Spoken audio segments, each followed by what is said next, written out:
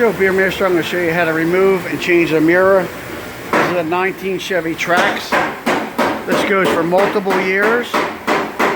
Actually multiple models of Chevy vehicles and most vehicles. So the first thing you have to do is take the door panel off. And there's a 7mm bolt in here, which I already removed, and one here. You use a little pick to open that door. Unscrew that with a 7mm. Same thing here. There's a little cover. You remove the cover. On the inside corner, you pull it, it pops out, and there's a 7mm in here. Then you either get a screwdriver and stick it between the door and the trim panel, or use your hands. And you want to just pull it. It pulls out. It doesn't come out easy, but you pull it out. It pops. I already popped them.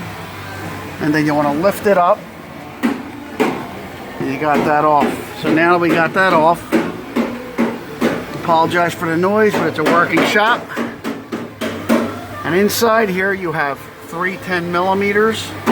And you have the harness that comes down and through here. So the first thing we're going to do is disconnect this harness. There's a little slide there. You slide that. Actually, the little button's right in there. We're going to press that and then pull it apart at the same time. So we're going to press this button here, slide it. You got to really use two hands. Push the wire through. And then you got 3 10mm there.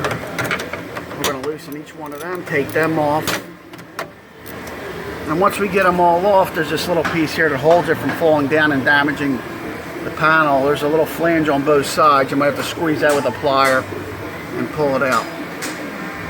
Alright, we got them all out. Now you want to try to wiggle it. And like I said, that one piece is holding it on, so we're going to have to squeeze that, or could actually just pull it right out too. Let's try that. That's really for the manufacturer when they're installing it. And it came out. So, see that little flange on there.